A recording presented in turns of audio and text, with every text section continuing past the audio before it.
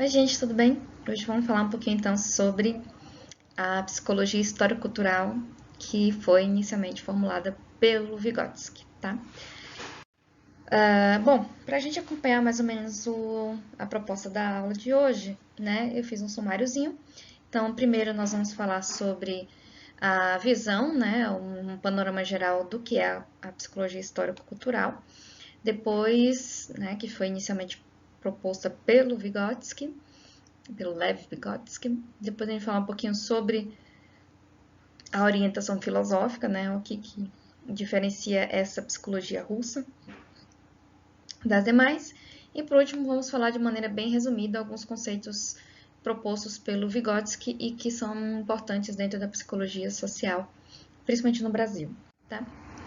Bom, vamos falar um pouquinho dessa visão geral do que é a psicologia histórico-cultural, por que ela se diferencia de outras abordagens dentro da psicologia, né? Então, a gente já entendeu, né, que a psicologia histórico-cultural ela é uma abordagem dentro da psicologia, né? E quando a gente está falando de abordagem, a gente está falando de um conjunto teórico que tenta explicar o mais completo possível as questões do fenômeno humano, né? Do fenômeno subjetivo, da subjetividade humana, do fenômeno psicológico, da subjetividade humana. Então, as grandes abordagens que a gente tem dentro da psicologia, apesar de muitas vezes serem estudadas em áreas que são as suas áreas de maior intensidade ou de maior aplicação, elas tendem, na verdade, a serem abordagens muito mais complexas, né? Então, apesar do Vygotsky ser um autor e a psicologia histórico-cultural ou sociohistórica ser uma abordagem muito estudada na psicologia do desenvolvimento, na aprendizagem principalmente, na psicologia escolar, né, principalmente aqui no Brasil, ela é uma abordagem muito mais completa, né, e complexa nesse sentido. Então, sim, a psicologia histórico-cultural, ela tenta, né, se propõe a construir uma base epistemológica, uma base de conceitos para a psicologia. Ela se propõe a estudar a psicologia de uma maneira um pouco diferente, né? Ela se propõe que o foco, o método, o objeto de estudo da psicologia seja diferente das outras abordagens, como a psicanálise, o behaviorismo, por exemplo, e ela também, né, pode ser aplicada em diferentes áreas e diferentes contextos, tá? Então, pensem que toda vez que vocês estão estudando abordagens, as abordagens a gente tende a estudar muito em algumas áreas, mas elas são conhecimentos bastante complexos e complementares, tá? Então, de modo geral, a psicologia histórico-cultural, ela, principalmente pela visão do Vygotsky, num texto que ele fala sobre a crise da psicologia, ele argumenta que as abordagens psicológicas e a psicologia como um todo naquele período, lembrando que a abordagem histórico-cultural com Vygotsky iniciou no início do século XX, né? Então, ele estava ali no nascedouro da psicologia, junto com grandes abordagens, né? Grandes autores. Então, a gente percebe que ele estava fazendo uma crítica direta a essas abordagens especificamente, né? Tanto ao behaviorismo, quanto à psicanálise, a própria Gestalt. Então, ele tentava trazer uma visão um pouco diferenciada do que essas outras abordagens descreviam. A primeira coisa que Vygotsky dizia é que essas abordagens da psicologia clássica, tradicional, vamos usar esse termo, né, para diferenciar da abordagem que ele está propondo, é que ela tende a naturalizar os comportamentos humanos, né? Então, a psicologia a psicologia tradicional, ela tende a considerar que os fenômenos psicológicos, né, aquilo que acontece com os seres humanos, é algo natural, né? É inevitável a gente passar por esses comportamentos, né? E a gente vai perceber que nem todas as abordagens defendem isso, mas muitas delas, na sua base, tendem a defender que fenômenos humanos são fenômenos naturais, né? O Vygotsky, em contrapartida, ele acha que não, que na verdade os fenômenos psicológicos eles devem ser vistos de maneira social, né? Eles são frutos de um processo social, são frutos de uma construção social. Então, não devem ser entendidos de maneira separada do contexto em que a pessoa está inserida, né? Outra coisa que o Vygotsky tende a apresentar é que a psicologia tradicional ela defende muitas vezes que os fenômenos psicológicos e o comportamento humano ele é universal. Como assim? Que aquilo que nós fazemos, né, em todas as partes do mundo e em todos os períodos históricos, os seres humanos vão fazer de maneira parecida ou igual, né? É claro que existe o desenvolvimento biológico, Vygotsky ele não desconsidera isso, né? A gente sabe que a gente passa por um crescimento biológico, pelo envelhecimento biológico, ele considera isso também como um aspecto importante. Mas o que o Vygotsky defende é que essa universalização ela é um pouco limitada, né? Porque a gente não pode perceber ou entender, segundo ele, que tudo que passou na vida humana, todos os comportamentos foram iguais em todos os períodos, né? E que isso é igual e vivenciado de maneira única para todas as civilizações e todas as sociedades, né? Então, ele já defende que o comportamento humano, o desenvolvimento humano, ele depende, sim, da cultura que a pessoa está inserida, né? Da sociedade que a pessoa está inserida, né? Da história, dos ritos em que a pessoa está inserida. Então, em desenvolvimento humano, por exemplo, quando a gente estuda adolescência, isso é bem forte para a gente identificar esse processo. E por fim, o Vygotsky ele faz uma crítica de que a psicologia tradicional ela tende a ser ahistórica, né? Ela tende a entender que todos os fenômenos humanos acontecem de maneira igual ao longo de todos os períodos, né? De todos os séculos, ou seja, né? Que seria igual você ser um adolescente no século XVIII e ser um adolescente no século XXI, que seria igual, né? E seria semelhante você ser, claro que a gente está exagerando aqui, ser uma mulher na Idade Média e ser uma mulher no século XX, né? E o Vygotsky, ele faz não tão uma crítica, né? Dizendo que não, que depende muito do contexto histórico, social, cultural e econômico também, que a pessoa está inserida. Então, não é a mesma coisa você ser uma mulher na Idade Média e ser uma mulher do século XX, né? Então, a gente tem que considerar os fatores históricos no desenvolvimento subjetivo. Para a gente, isso pode parecer uma coisa até não tão moderna, não tão nova, né? Eu sempre tenho essa preocupação, né? Porque parece que toda vez que a gente está falando de psicologia social e de alguns conceitos da psicologia social, eles parecem muito mais próximos da nossa realidade, às vezes, né? Parece que a gente já ouviu isso antes. E a gente tem essa sensação porque são coisas que foram criadas, foram pensadas e que foram compartilhadas ao longo do tempo. Então, parece que é uma coisa nova, parece que é uma coisa antiga, né, que não é uma novidade, mas naquele período que o Vygotsky se propôs a falar sobre esses assuntos, era algo realmente inovador, era algo que era pensado diferente do que todos os outros pesquisadores e todos os outros psicólogos questionavam, tanto que o Vygotsky chamou bastante atenção por esse pensamento fora do modelo da psicologia tradicional e das diferentes abordagens. Então, de um modo geral, ele enxergava que mesmo as abordagens psicológicas tendo uma visão e uma explicação diferente sobre os fenômenos, elas tinham um conjunto muito parecido de explicações, né? De considerar que o comportamento ou os fenômenos psicológicos são dados de maneira natural, são dados de maneira universal e são dados de maneira ahistórica, né? E aí ele contrabalanceia, contra-argumenta, dizendo que não. o fenômeno psicológico e a subjetividade humana, ela tem que ser vista de maneira social, cultural e historicamente. Então, essa psicologia tradicional, ela tem como base essa ideia do inatismo, né, muitas vezes. Então, a gente já nasce com essas características, sejam elas de origem biológica, né, sejam elas de origem subjetiva, né, psicológica. Então, o inconsciente pode ser pensado dessa forma, né, alguns comportamentos também no behaviorismo podem ser pensados dessa forma.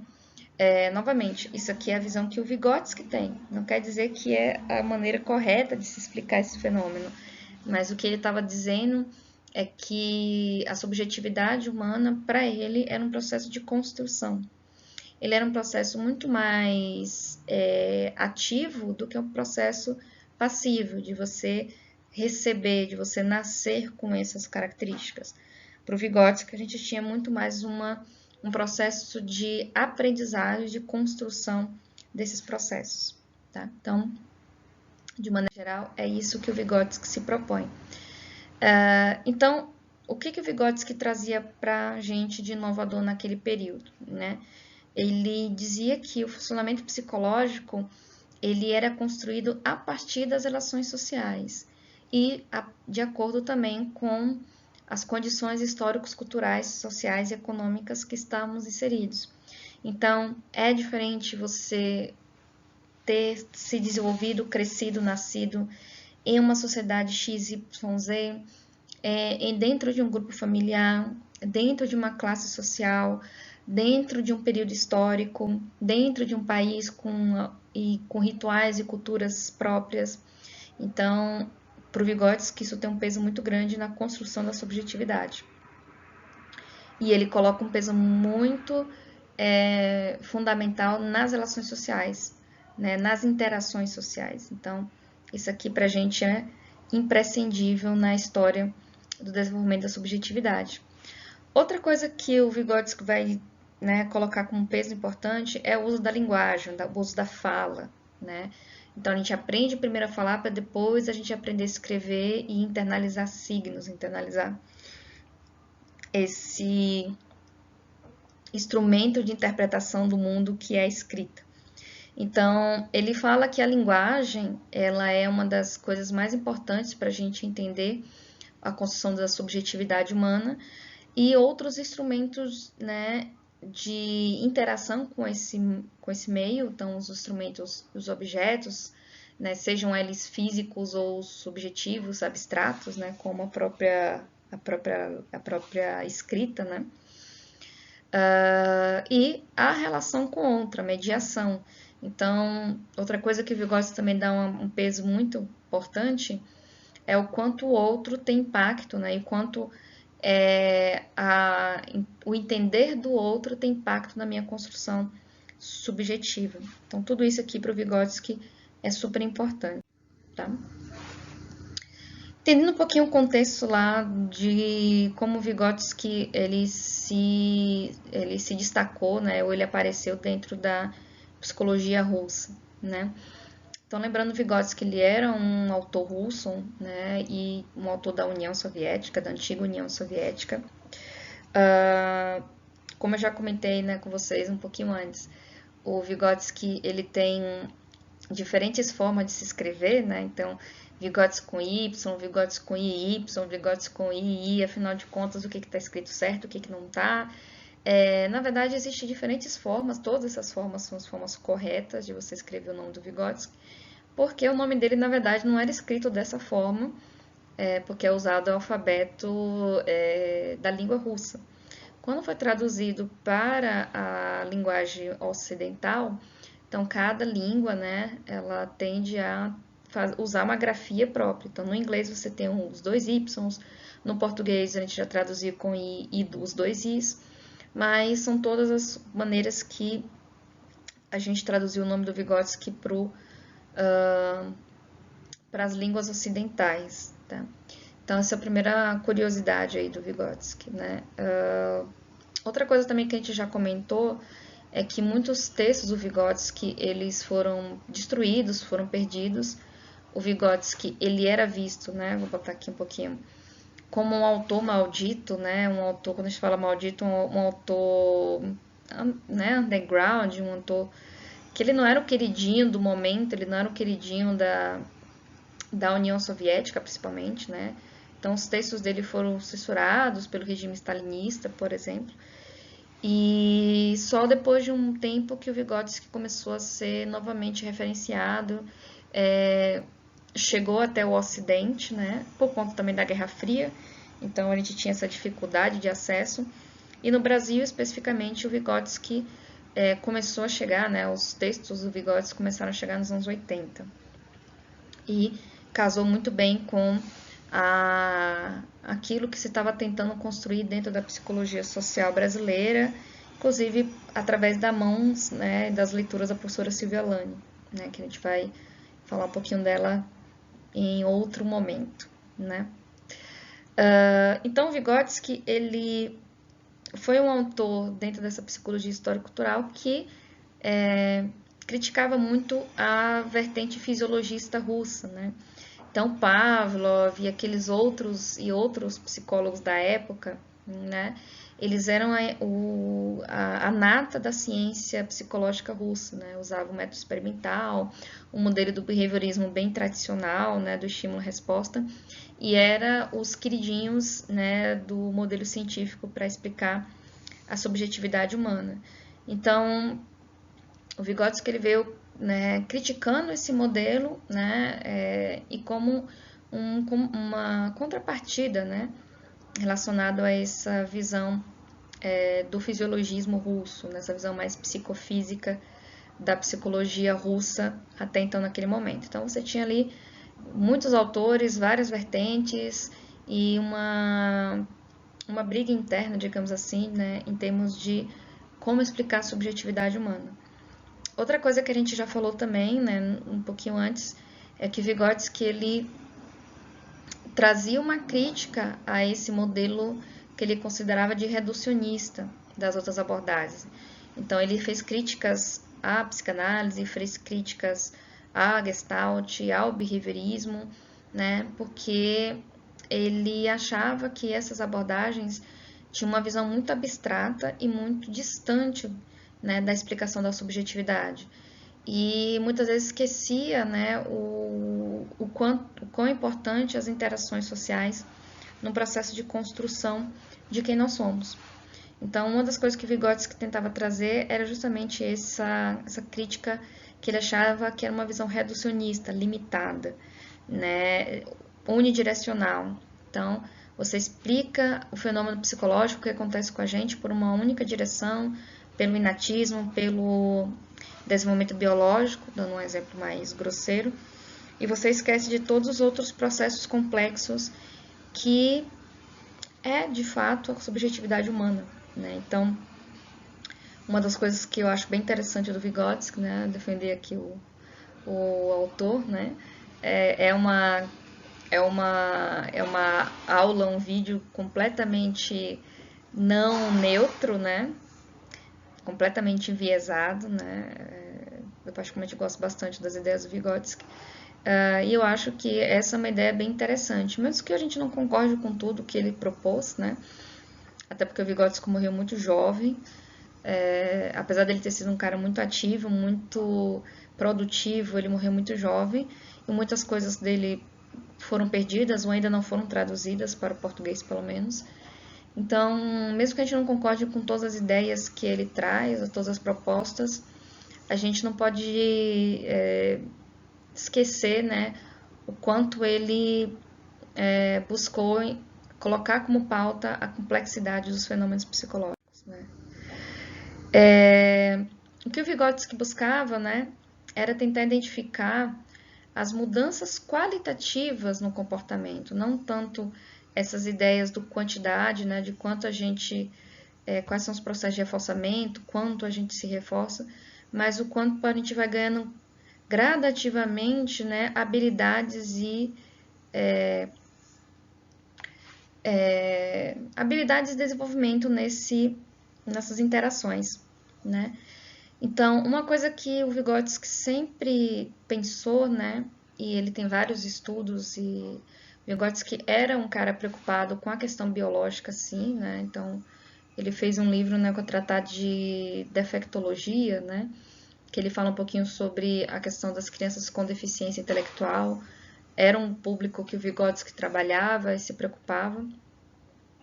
Então ele tentava relacionar, né, as questões biológicas, né, e depois a gente vai ter o Luria, que vai ser um colega do Vygotsky, né, um parceiro do Vygotsky, que vai explorar isso muito mais, de maneira muito mais complexa, talvez, né, das questões da relação do cérebro com o comportamento.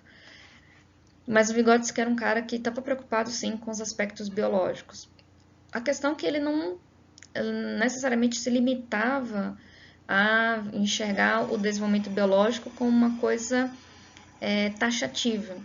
Né? Então, se a gente for pensar, por exemplo, em crianças, dando um exemplo tosco também, é muito curioso como as crianças, principalmente bebês, né, crianças pequenas, eles têm um salto de qualidade, né, um ganho super rápido, né? De repente está falando au, daqui a pouco ela fala au au, daqui a pouco fala cachorro, daqui a pouco já sabe falar o nome do cachorro. Então as crianças, junto com o desenvolvimento biológico, né, da maturação do cérebro, do crescimento corpóreo, as interações sociais, então a criança que ouve a musiquinha, que vê o livrinho, que ouve o irmãozinho, o coleguinha falar, os pais, a mãe, os avós, elas vão aprendendo isso também pelas interações sociais. Né? Então, o Vygotsky falava que os aspectos biológicos são importantes, mas o quanto ele se destaca, se desenvolve no ambiente social, tinha um peso muito maior. Né?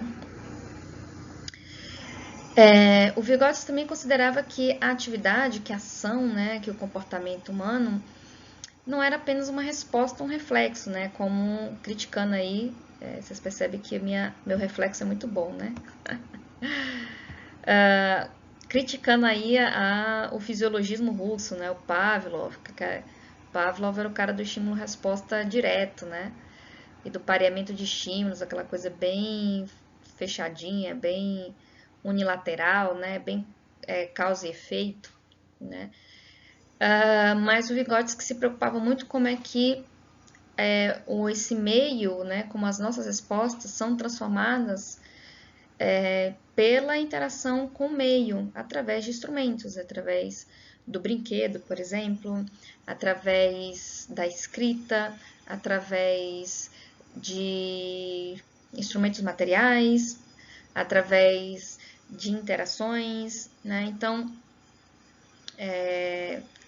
ele tentava entender o quanto os instrumentos, né, eles tinham impacto nessa relação que a gente tem com os objetos e com, né, o meio ambiente. O que faz bastante sentido. O Vygotsky, ele era um cara do início do século XX, né? Se a gente for pensar, é um momento de grande mudanças sociais, de uso. É claro que a gente enxerga hoje a tecnologia de maneira muito mais, parece que ela é muito mais rápida. E talvez de fato seja, né? Mas se a gente for pensar, né, o Vygotsky foi o cara que surgiu no século XX, início do século XX, com grandes transformações, né? Então, a popularização da energia elétrica, do telefone, dos automóveis, dos aviões. Então, você tinha uma transformação gigantesca na sociedade e que tinha impacto diretamente na nossa relação com o outro, né?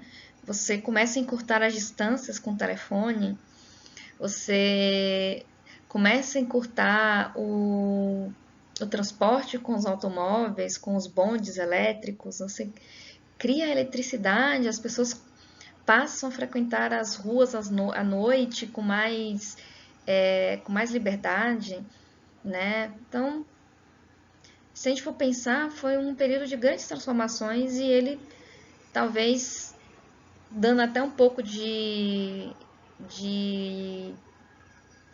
ideias para a gente, né? O quanto essas relações através desses instrumentos têm impacto no nosso comportamento. Naquele período, o Vygotsky talvez não soubesse responder isso com tanta precisão.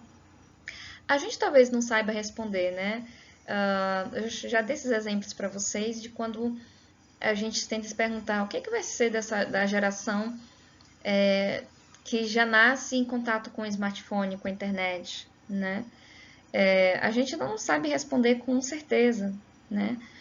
Porque a gente está buscando essas respostas junto com o desenvolvimento dessas interações. Então, é mais ou menos isso que o Vygotsky está querendo mostrar para a gente, né? O que, que vai ser o impacto de você começar a construir interações sociais através de mecanismos como a internet, como as redes sociais. Então, é uma coisa que a gente pode pensar. Talvez o Vygotsky estava dizendo para a gente aí as ideias dele, né, lá no começo do século. Outra coisa que o Vygotsky também comentava, isso não é tanto necessariamente uma novidade dentro da psicologia, é o quanto esse comportamento individual, e aí, novamente, ele considera uma coisa super importante, a questão do desenvolvimento social, né? O quanto esse comportamento do indivíduo, né, esse pensamento, esse fenômeno psicológico, a subjetividade, vamos usar a palavra subjetividade que eu acho que é mais legal. Como a subjetividade da pessoa, ela é parte, né, ou ela é originário dessa evolução, né, da própria humanidade, né? Como a gente comentou, é diferente você ser uma criança no século XV e ser uma criança no século XXI, né? E o quanto existe essa relação de sincronicidade entre a participação do indivíduo na história da humanidade com a sua própria individualidade, com a sua própria construção subjetiva. Então, Vygotsky, o tempo todo, ele está tentando entender quanto a evolução da humanidade, da sociedade, ela está sendo refletida na subjetividade humana do indivíduo e vice-versa. E o quanto esse indivíduo também está transformando a sociedade, porque, né, a sociedade é construída por pessoas, né, por junção de pessoas. Então, não é um processo, uma relação unilateral. Né? Lembra lá da ideia dele do inatismo, né, do fisiologismo russo, que ele está aqui dizendo, olha, essa relação unilateral não existe, vamos tentar ampliar essa visão, né? Outra coisa que ele quis dizer, né, que ele se questionou, é dessa visão do fenômeno psicológico, né, da subjetividade humana, dessa psicologia tradicional que tentava explicar essa, na visão do Vygotsky, a subjetividade como algo descolado da realidade, né? Existem diferenças, né, importantes quando a gente pensa nas classes sociais, quando a gente pensa no acesso a bens culturais, né? Quando você pensa em comunidades que vivem isoladas, existe diferença nesse processo de construção subjetiva, né? E é isso que o Vygotsky está tentando dizer pra gente, né? E para ele, a psicologia tradicional, as abordagens tradicionais, elas meio que enxergam o mundo social como uma barreira, né? Como um escudo que impede o livre desenvolvimento do nosso mundo interno, que é a subjetividade. Então, é como se a nossa verdadeira capacidade de desenvolvimento subjetivo ela tivesse o tempo todo sendo limitada, sendo, né, impactada pelo contexto social e pelo meio ambiente. Né? Vamos pensar na própria ideia da construção do trauma. Vou dar um exemplo aqui bem grosseiro. Então, a gente está se desenvolvendo como seres humanos e de repente vem um trauma que impacta nosso desenvolvimento. Né? E não estou dizendo que os traumas não são coisas que devem ser pensadas, né? Mas aí você tem algo que impacta num desenvolvimento saudável da subjetividade. E na verdade o que Vygotsky está querendo dizer é que essas interações fazem parte da vida. E que para ele talvez o mundo social não seja um impeditivo, mas um processo necessário para o desenvolvimento da subjetividade. Né? E que, por outro lado, a gente só consegue se desenvolver subjetivamente porque nós estamos inseridos em uma comunidade, em uma sociedade. Né? Bom, aí tá os 3 grandes nomes, né, da psicologia russa histórico-cultural, né, que vieram depois do fisiologismo russo, que foi o Leontiev, o Vygotsky e o Luria, né? O Leontiev e o Luria foram dois psicólogos que, né, tiveram trabalhos mais extensos, porque eles viveram mais tempo que o Vygotsky, né? Foram colegas, né? Foram parceiros do Vygotsky nos estudos. O Leontiev, ele era um psicólogo russo que se focava muito no papel da atividade, dessas relações instrumentais, da mediação, talvez até se baseando um pouco mais no marxismo. E o Luria, ele é conhecido, né, como um dos primeiros psicólogos a estudar as relações entre cérebro e comportamento, e ele é muito estudado na neuropsicologia, né, muito como percussor dessa visão da neuropsicologia, né. Então, três grandes nomes aí para vocês conhecerem da psicologia histórico-cultural, né? Então, Vygotsky, lá naquele textinho que eu falei para vocês sobre a crise da psicologia, né? Ele tenta tirar então essa ideia ou argumenta, né? Critica, acho que essa palavra é boa, né? A psicologia histórico-cultural é uma psicologia crítica, uma psicologia que tenta colocar em pauta, né? Essas visões que a gente tem que parecem únicas do processo da construção subjetiva, né?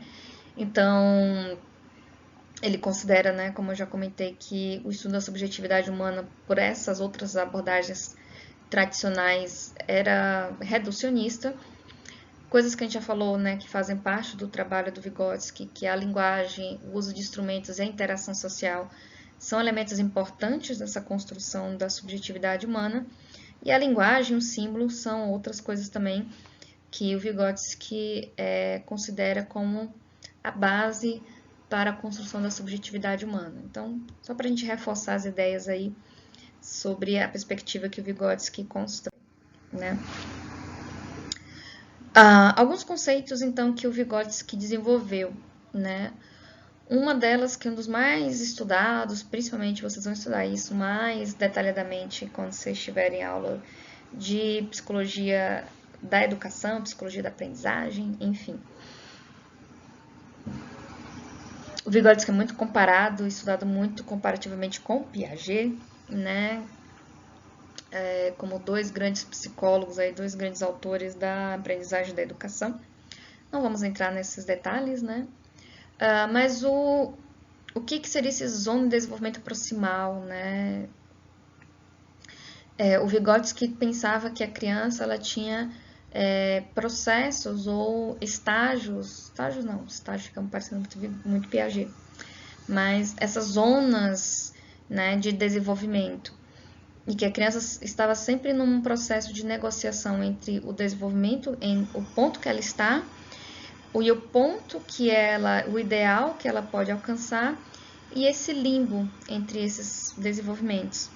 E que a criança, ela precisa da mediação, ou seja, ela precisa da parceria do outro, do auxílio do outro.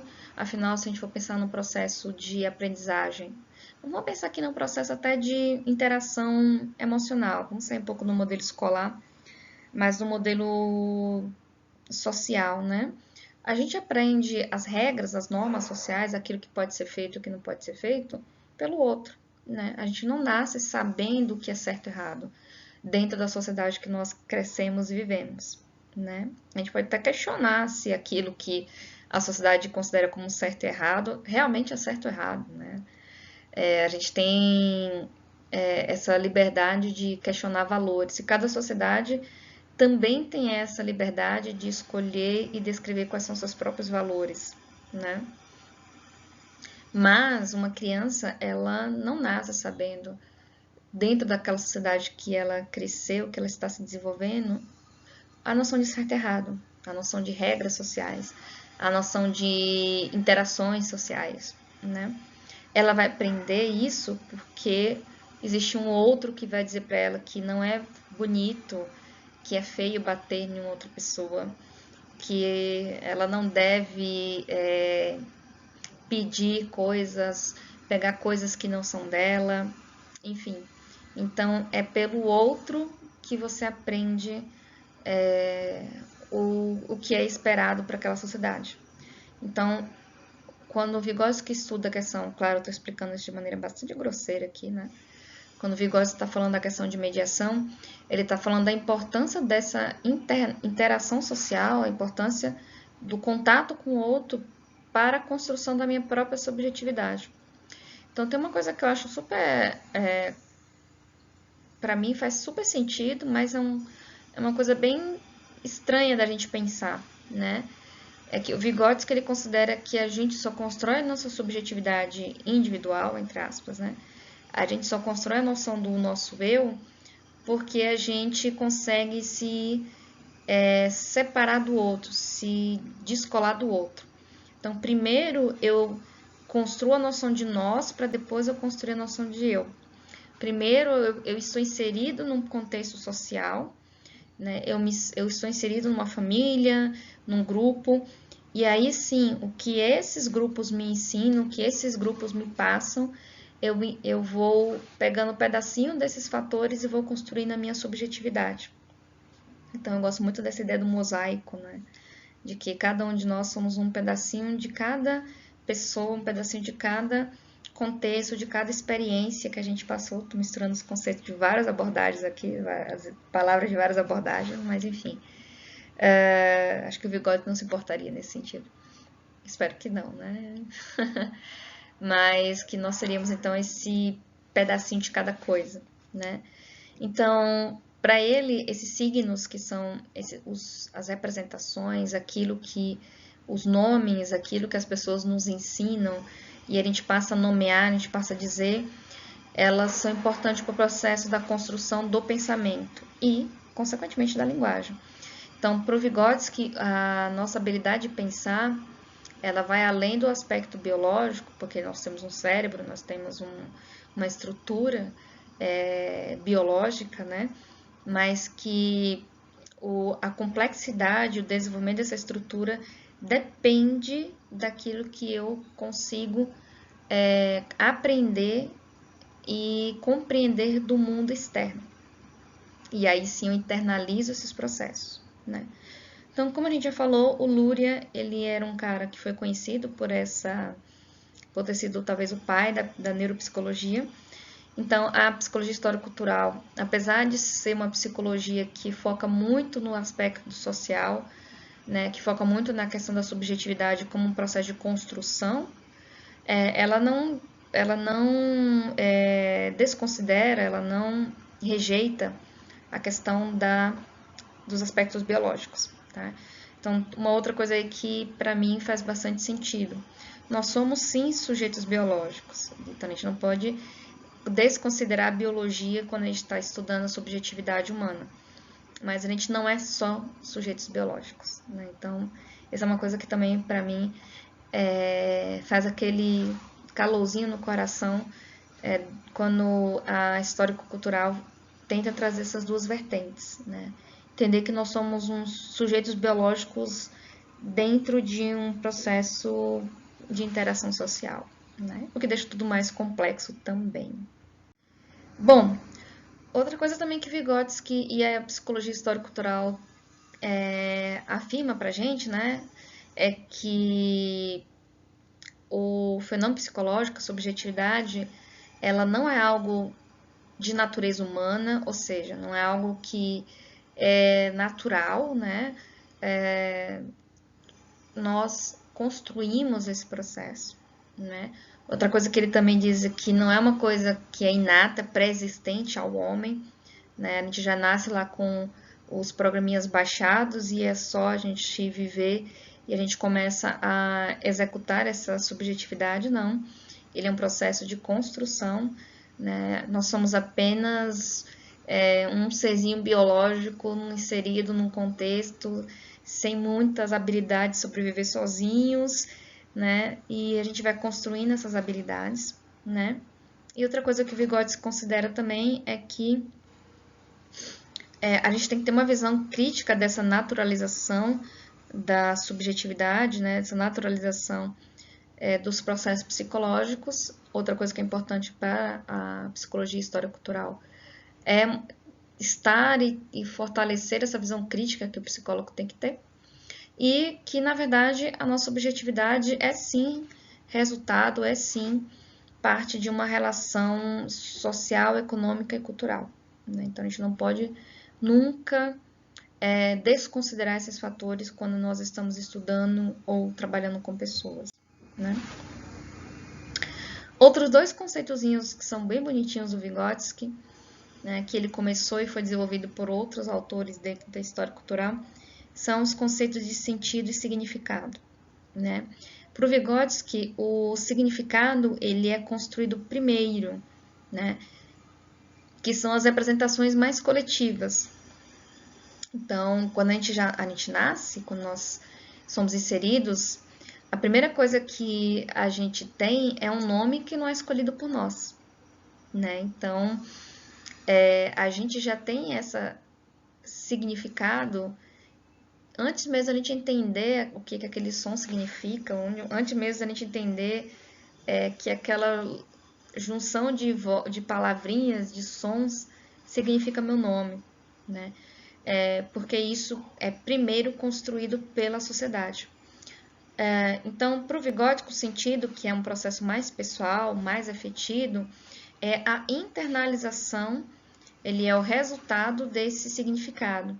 Então, primeiro eu estou inserido no mundo cheio de significado, cheio de nomes, cheio de conceitos que foram dados e criados por outras pessoas, né?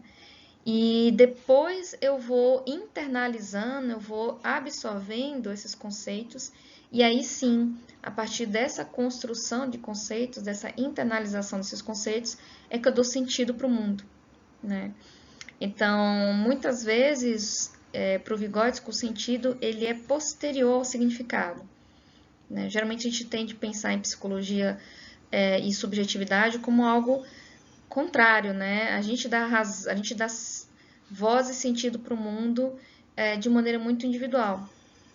Mas nesse caso não, para o Vygotsky, a gente precisa primeiro desse background, a gente precisa primeiro dessa mala para a gente depois construir quem nós somos, né? Então, a gente, para entender como é que o mundo funciona, entender como o nosso próprio mundo interior funciona, a gente precisa primeiro aprender o que vem de fora. E aí, internalizando esse mundo, né?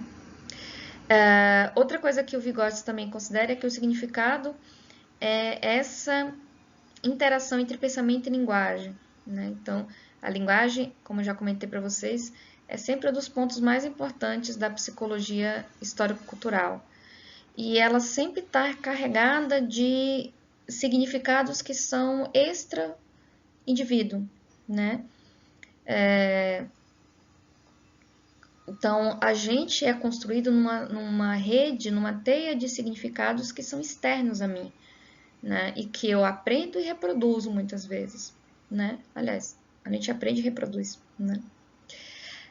O sentido, ele sempre vai ser a maneira como a gente internaliza esses significados, interpreta, associando aspectos afetivos, né? Então, eu já até comentei, né? Vou dar um exemplo aqui de novo. Eu aprendo socialmente que isso aqui é uma caneca, um copo, né? Então, esse é o significado que o mundo me dá.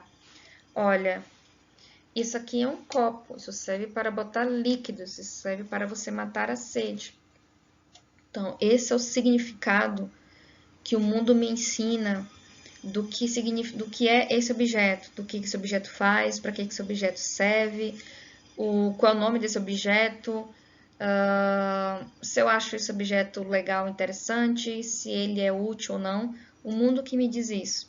Agora, esse objeto, ele pode ter um significado para mim, né, de utilidade, mas ele deixa de ser somente um objeto no mundo e ele passa a ter um sentido porque foi uma caneca que eu ganhei de alunos, né?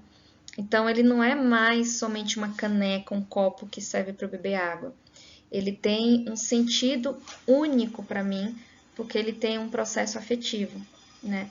Então, para vocês, né, se eu oferecesse esse copo para vocês e para beber água, seria só mais uma caneca, né?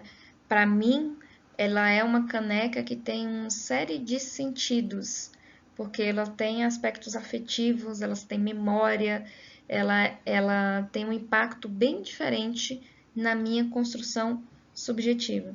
Então é isso que o Vygotsky está dizendo, que eu primeiro recebo a caneca, né? Eu primeiro, quando eu ganhei esse copo, eu ganhei o significado, eu ganhei o copo. Depois esse copo passou a fazer sentido e passou a ser um copo que eu ganhei de alunos, um copo que eu tenho um carinho, um copo que eu tenho uma afetividade, um copo que eu tenho ciúme, um copo que eu não quero que quebre, enfim, ele passa a ter um significado dentro da minha construção subjetiva. Bom, gente, de maneira bem resumida, é mais ou menos essa ideia que a psicologia histórico-cultural passa. Eu acho muito legal essa abordagem por ela, né, dar um peso e dar uma importância das interações sociais, né? A gente está vendo isso de maneira bem simplificada, bem resumida, bem genérica, mas eu acho que deu para vocês entenderem um pouco, né?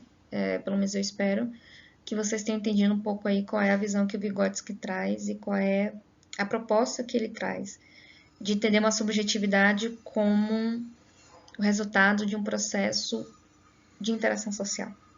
É isso que ele está querendo dizer para a gente de modo resumido, tá? Espero que vocês tenham gostado, entendido e até a próxima aula. Beijos!